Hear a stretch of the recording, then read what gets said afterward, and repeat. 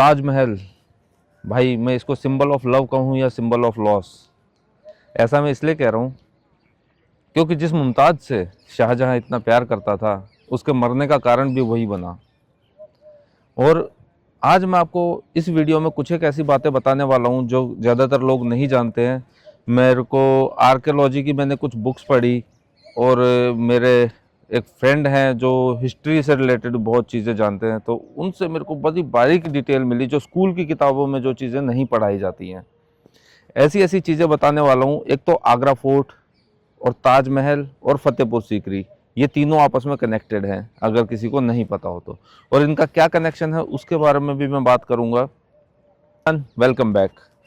आज मैं दिन की शुरुआत कर रहा हूँ आगरा से। एक्चुअल में मैं कल आ गया था, लेकिन भाई मेरे साथ इतना वो हुआ कि कल मैं अच्छा बताऊं कि ख़राब बताऊं। वैसे यहाँ पे 50 रुपये अंदर आने की टिकट, और आपको अगर वो ताजमहल के ऊपर जाना है तो 200 रुपये अलग से टिकट है। लेकिन कल फ्री था यहाँ पे।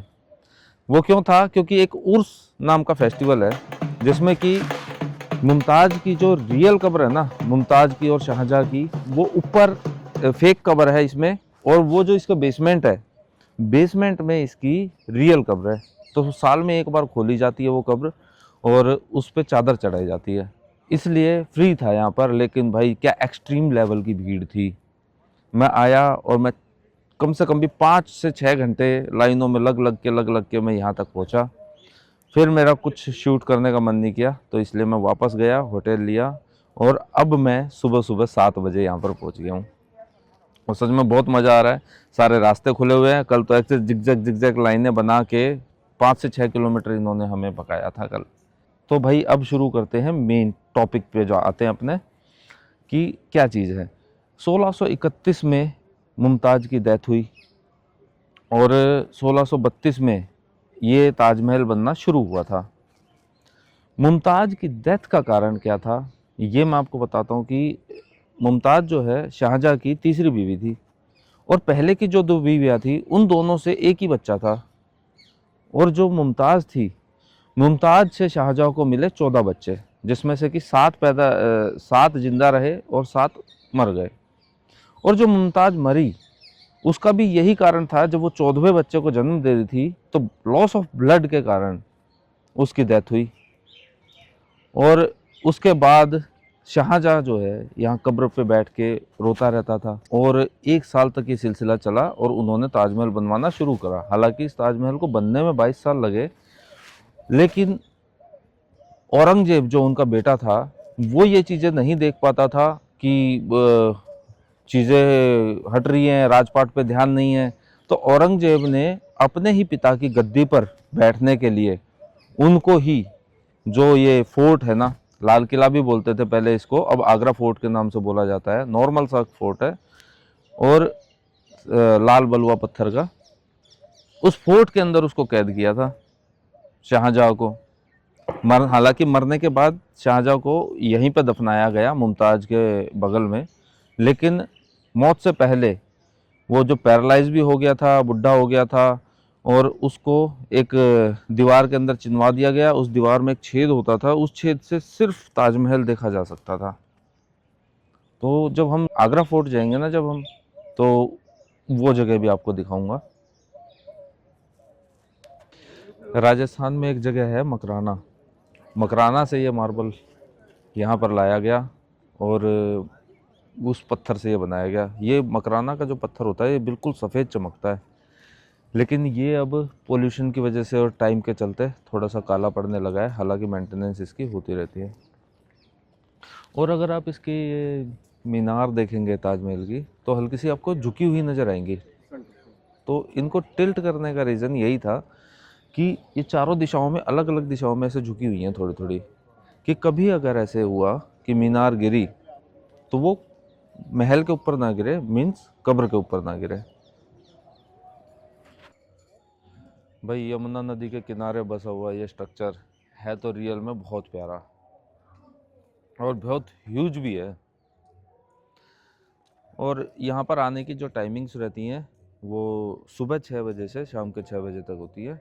और 50 रुपये की टिकट यहाँ की लग रही है जहाँ मैं घूम रहा हूँ अभी, और उस पर ऊपर जाने की 200 रुपये की टिकट वो अंदर ही मिल जाती है यहाँ पर।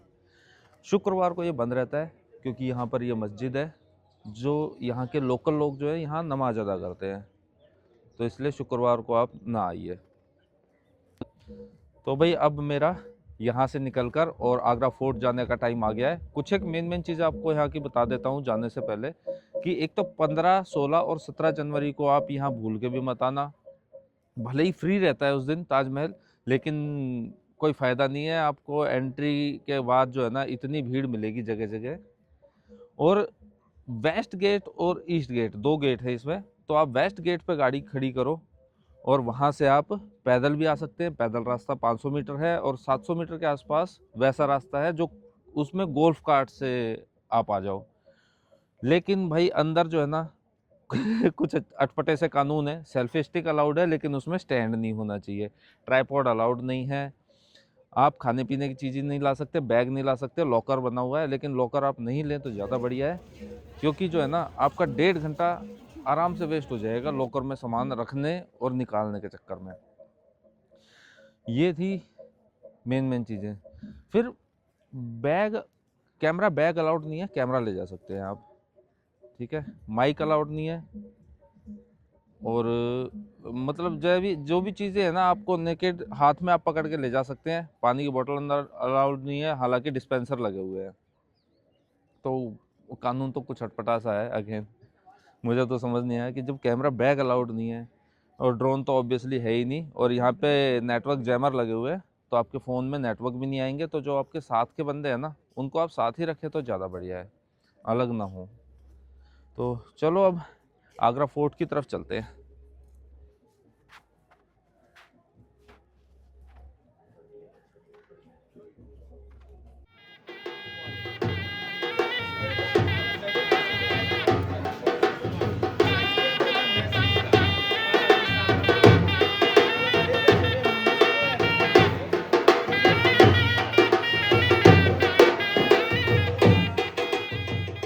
तो जी अब शुरुआत करते हैं हम यहाँ के आगरा फोर्ट से। और आगरा फोर्ट आने के लिए ताजमहल के वेस्ट गेट से ये ज़्यादा नहीं 1.5 किलोमीटर दूर है सिर्फ। और वहाँ पर पार्किंग 120 रुपये थी और यहाँ पर पार्किंग 100 रुपये है।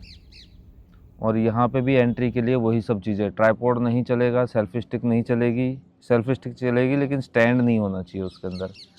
और माइक अलाउड नहीं है, कैमरा बैग अलाउड नहीं है, कोई भी खाने पीने की चीज़ें अलाउड नहीं है।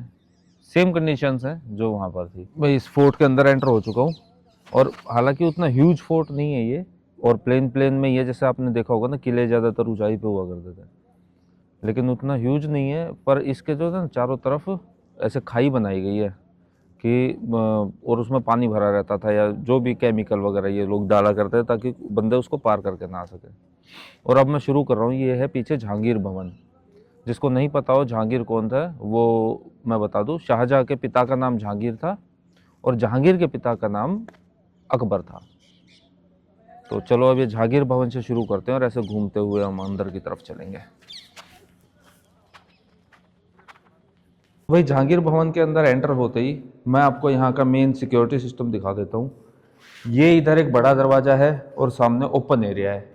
तो वहाँ से अगर किसी ने हमला किया और ये दरवाज़ा अगर टूट जाता है तो ये यहाँ पर इन्होंने लेफ़्ट साइड में एक पैसेज दिया हुआ है और यहाँ छोटा दरवाज़ा है, क्योंकि सामने से आप जितना फोर्स लगा सकते हो दरवाज़ा तोड़ने में उतना कम जगह होने की वजह से यहाँ पे फोर्स नहीं लग सकता है। तो ये यहाँ का सिक्योरिटी सिस्टम था एक टाइप से।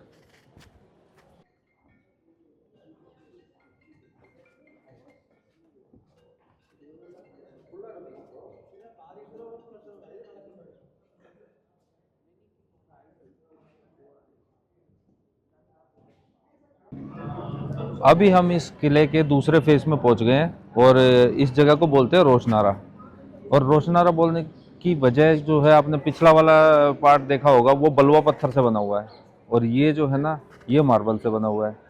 और एक इसमें काफ़ी आले दीवाले जो है ना, यहाँ पे रात को दिए जलाए जाते थे तो ये बहुत अच्छे से जगमगाता था ये महल, इसलिए इसका नाम रोशनारा है। इसी दिशा में पीछे की तरफ को शाहजहाँ को कैद करके रखा गया था, औरंगजेब ने उसको कैद किया था। और वहाँ से ताजमहल दिखता है, इस दिशा से भी, यहाँ से भी ताजमहल दिखता है। अभी फॉग है तो इसलिए इतना क्लियर ये नहीं दिख पा रहा, लेकिन वहाँ पर उस कैद खाने में एक छोटा सा छेद रखा गया था जहाँ से वो सिर्फ ताजमहल को देख सके।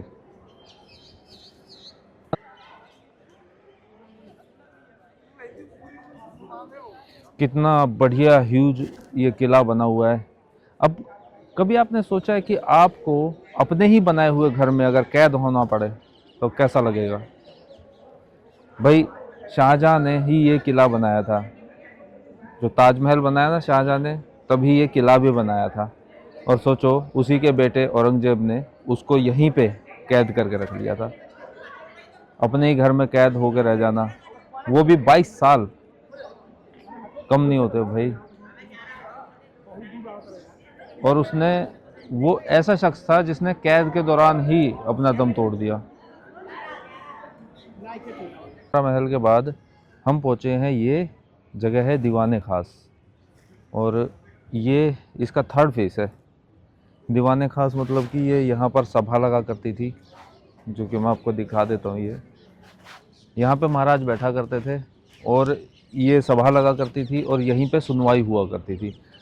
और एक चीज़ और कि यहाँ से पूरा क्लियर व्यू आता है, आपको ताजमहल दिखेगा, यमुना नदी दिखेगी। और जो सभा लगा करती थी, ये देखो यहाँ पे जो बेड़ियों से बंधे मुजरिम होते थे ना, ये कड़े लगे हुए हैं, ये यहाँ उनको बांध के बैठाया जाता था सुनवाई के दौरान। और ये शाही इमाम बाड़ा, इसके ये 2 कमरे हैं, इनके अंदर इमाम रहा करते थे। तो भाई किले का 70% हिस्सा करीब करीब मैं घूम चुका हूँ, और अब मैं यहाँ से निकल रहा हूँ फतेहपुर सीकरी के लिए। फतेहपुर सीकरी जो है ना, यहाँ से पड़ता है 40 से 45 किलोमीटर के आसपास, और वो भी इससे लिंक्ड है। वो चीज़ मैं आपको वहीं चल के बताऊँगा कि क्या कनेक्शन है।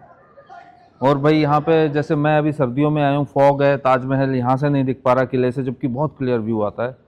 तो उसके लिए आपको बेस्ट मौसम तो बताऊँ मैं, मानसून में आओ तो ज़्यादा बढ़िया है, क्योंकि यहाँ पे बरसातें होती हैं और इतनी गर्मी नहीं रहती। बाकी सीज़न में आओगे ना, आपको थोड़ी गर्मी मिलेगी। बाकी अक्टूबर से सितंबर अक्टूबर में भी आ सकते हैं। बाकी ये टाइम जो है ना, फॉग वाला टाइम, ये तो अच्छा नहीं है। मैं आ ही गया बस ऐसे ही। तो चलो फतेहपुर सीकरी में चल के आपसे बात करते हैं अब। लो जी भाई, पहुंच गए फतेहपुर सीकरी। और यहाँ पर आकर मुझे एक इन्फॉर्मेशन मिली कि फतेहपुर अलग है और सीकरी अलग है। जो सीकरी है वो जोधाबाई का पैलेस है, और फतेहपुर जो है यहाँ पे दरगाह और यहाँ सभा हुआ करती थी। तो ये है यहाँ का बुलंद दरवाज़ा, और जूते चप्पल यहाँ अलाउड नहीं है। तो अब अंदर चलते हैं, बाकी की बातें आपसे अंदर होगी। तो भाई, ये जो आप मेरे पीछे ये रूम्स देख रहे हो और ये बहुत सारे दरवाजे देख रहे हो यहाँ पे, ये पूरे लाइन से 84 दरवाजे हैं। ये मदरसा हुआ करता था उस टाइम पे, जो एक तरह से मुस्लिम स्कूल बोला जाता है ना, वो। तो ये पूरे 84 कमरे हैं यहाँ पे, जिसमें से कि 2 कमरे अभी भी खुलते हैं, ये बाकी सब बंद हो चुके हैं। वो 2 कमरों में शुक्रवार को कुछ पढ़ाया लिखाया जाता होगा, जो भी किया जाता होगा, लेकिन 2 कमरे अभी भी खुलते हैं वहाँ पर। चलो महल के दूसरे हिस्से की तरफ चलेंगे। तो भाई, ये जो एरिया है ये मस्जिद है यहाँ की, और इसमें 6 दरवाजे हैं। और मस्जिद की कमाल बात ये है कि ये आज भी एक्टिव है और 5 टाइम की यहाँ नमाज पढ़ी जाती है। और वो जो आप मेरे सामने देख रहे हैं ना, वो झूमर टाइप का, वो सोने का हुआ करता था अकबर के टाइम पे, जब मुग़ल साम्राज्य का चलन था। उसके बाद जब अंग्रेज आए तो वो सोने का निकाल लिया उन्होंने, और ये तांबे का झूमर लगाया हुआ है इस टाइम पे। अब मेरे पीछे जो स्तंभ देख रहे हैं, इस स्तंभ का नाम हिरन मीनार, जो कि अकबर के टाइम पे जब सभा होती थी और सच और झूठ का फैसला जो किया करता था, वो एक हाथी था जो कि सूंघ कर बता देता था कि ये आदमी सच बोल रहा है या झूठ बोल रहा है। और इसी के जस्ट बगल में ये जो आज आपको काले काले गुंबद दिख रहे हैं, ये अशरफियाँ होती थी, मतलब मुग़ल साम्राज्य का जो अकबर का खजाना था, वो यहाँ स्टोर किया जाता था। और जो आप मेरे पीछे ये होल देख रहे हैं, ये होल में यहाँ पे तोते बैठा करते थे। आपने कबूतर से चिट्ठी तो सुना होगा, कबूतर चिट्ठी लेके जाते थे, लेकिन यहाँ पे तोते चिट्ठियाँ लेके जाते थे। और अभी भी देखो पक्षी बैठे हैं यहाँ पर, है ना, कितनी सही सी बात।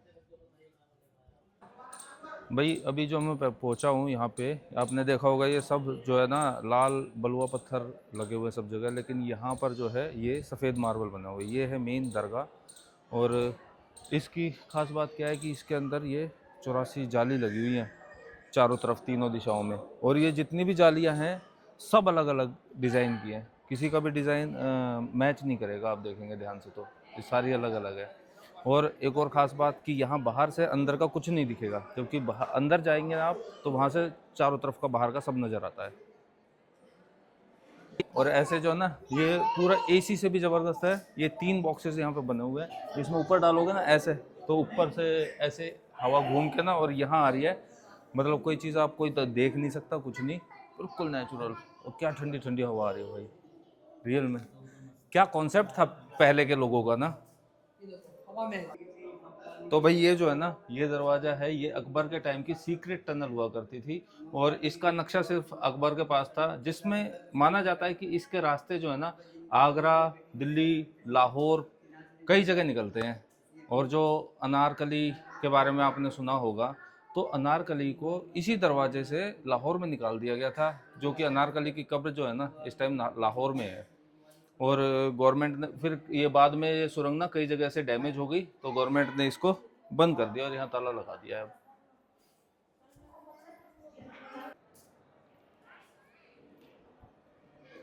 ये जो किले का वो सेक्शन है जहाँ पर कब्र हैं, छोटी बड़ी सारी कब्र मिला के 184 कब्र हैं यहाँ पर उस टाइम की। आगे आगे सैनिकों की कब्र हैं, पीछे लेडीज़ों की और जेंट्स की, ऐसे करके ना इन्होंने कॉम्बिनेशन बनाया हुआ है।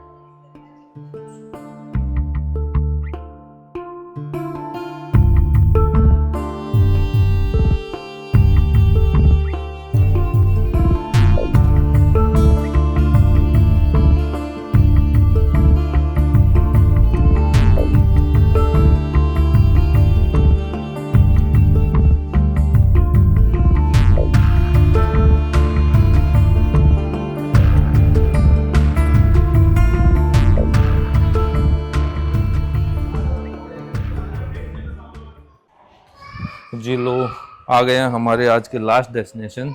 और ये जगह है जोधाबाई पैलेस।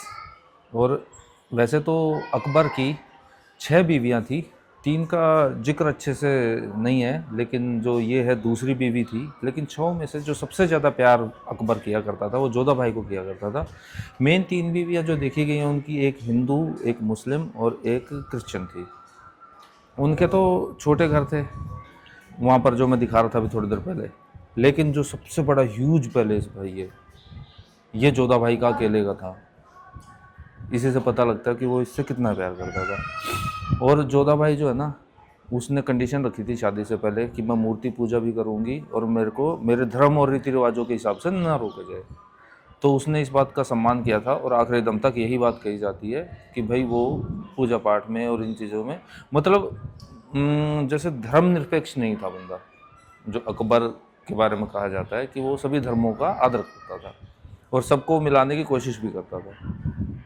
और जो मैं शुरू में कनेक्शन की बात कर रहा था, वो शाहजहाँ जो है, शाहजहाँ का दादा लगा करता था अकबर। और यहाँ पर ये जो है फतेहपुर सीकरी, इसको मुग़ल एम्पायर की राजधानी बनाने का विचार था। और ये करीब 14 साल राजधानी रही भी। लेकिन ये जो है ना बिल्कुल राजस्थान बॉर्डर के नज़दीक पड़ता है, यहाँ से 5-6 किलोमीटर बाद राजस्थान शुरू हो जाता है। तो इस वजह से पानी की कमी होने के कारण इसको यहाँ से छोड़ना पड़ा और वो आगरा शिफ्ट हो गए थे।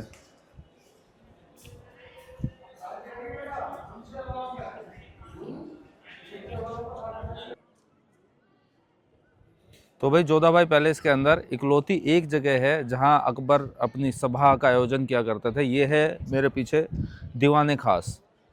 और ये इधर बहुत बड़ा सा ग्राउंड है, यहीं पे बैठ के सारी सभाएं हुआ करती थी। और आपने अकबर बीरबल के किस्से तो सुन ही रखे होंगे, कुछ मस्ती मजाक वाले और कुछ अच्छे अच्छे। तो अकबर के साथ बीरबल का और जोधाबाई का नाम जोड़ा जाता है ज़्यादातर। इसके अंदर चलते हैं एक बार।